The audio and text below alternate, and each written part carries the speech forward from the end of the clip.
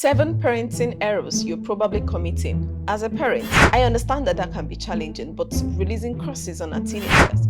Nobody feels comfortable when they are being suspected. And by the way, if anyone knows they are being suspected, they get more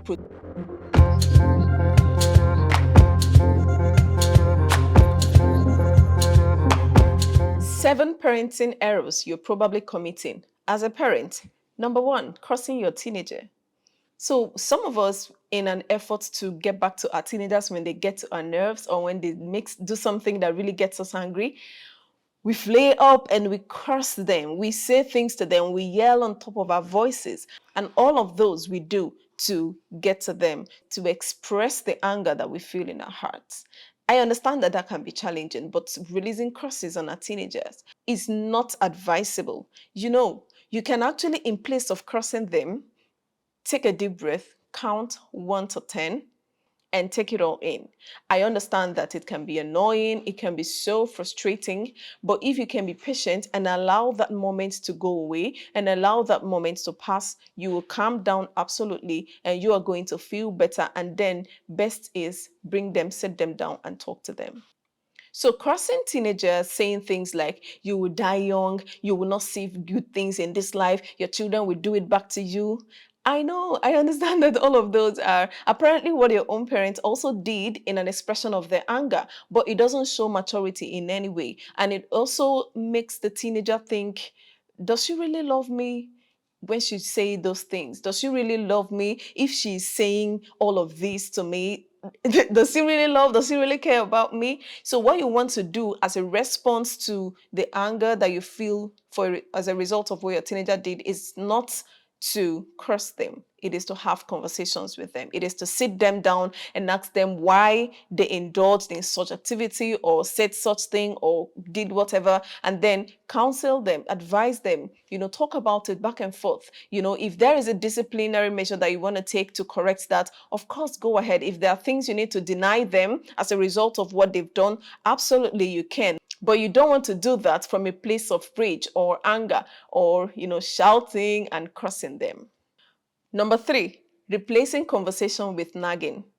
I get it. We think that nagging is only something that happens between husband and a wife.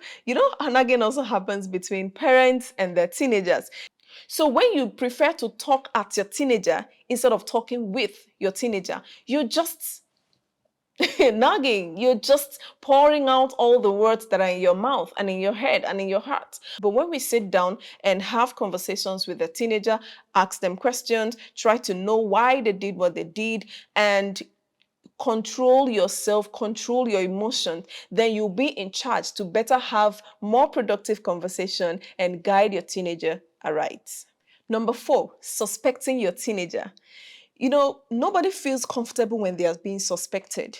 And by the way, if anyone knows they are being suspected, they get more protective of themselves. They are more careful. They want to cover all the loopholes and all. So there's no point suspecting your teenager. Don't ever put the air of suspicion around your teenager.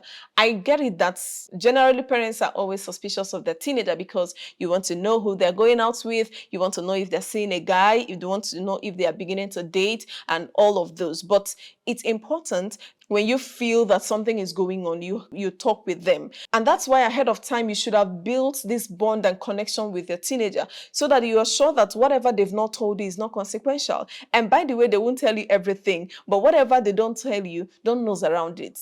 Just make sure you are doing your job of teaching them the right values and preparing them for adulthood so that if there's anything you feel they are doing that they're not talking to you about, allow it to slide.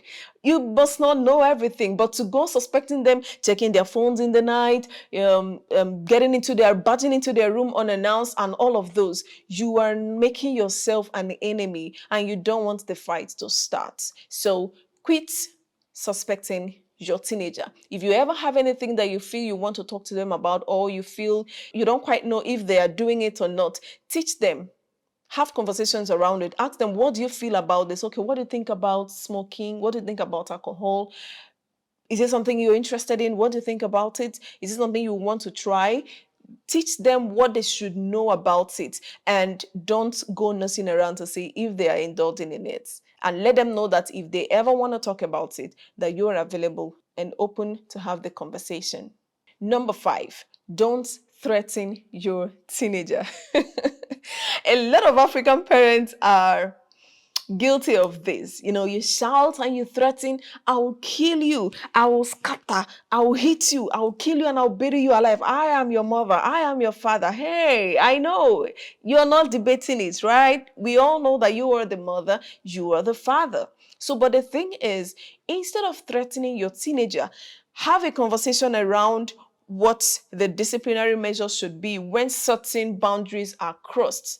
First of all, you should have set the boundaries ahead of time. Let them know that, oh, in this house, this is when we come back. We are all reports back to the house by 6, by 7, by 5, as the case may be.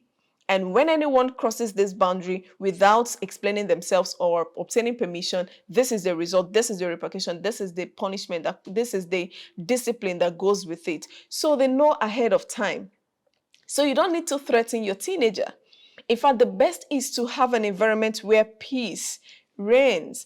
And that way you can be sure that a teenager will always want to run back home because they know my home is a home for all. So you don't want them to go out wishing they will never come back. So avoid by all means threatening your teenager, no matter what they do, even if they commit the highest offense. I mean, it doesn't stop them being your children, right? Being your teenagers, being your kids. They still belong to you. So you can always bring them back to the place of conversation and correction and make sure that you continuously build that connection with them, even if and no matter what. Number 6, public embarrassment. I wish I can say this enough for African parents.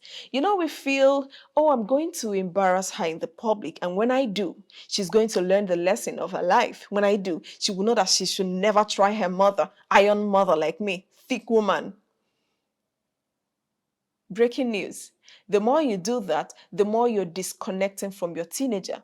Teenagers do not like being embarrassed, just the same way that adults will not want to be embarrassed. And by the way, teenagers are not grown kids. Teenagers are semi-adults. So they're no longer children. So if you feel that the best way to correct them is by embarrassing them in the public, shouting down at them, yelling at them, and all of those, you are distancing yourself because they're going to avoid you by all means. That's when you begin to notice that next time you ask them a question, you're going to get a one-line answer. Next time you want to have conversations with them, they're going to be emotionally uptight. Why? Because you've embarrassed them in the public, they've lost their face, they've lost their respect, you've crushed their self-esteem, and there's no way they're going to appreciate that if that's what you keep doing. So if you're an African parent and you are in the habit of embarrassing your kids outside, embarrassing your teenagers outside, please stop it. Number 7, comparison. Unconsciously, we parents compare our teenagers. We say things in the lines of, are you not seeing Cynthia? She's doing better. Are you not seeing Michael? He had better scores than you. Are you not seeing your sister? She's doing better, and all and on and on.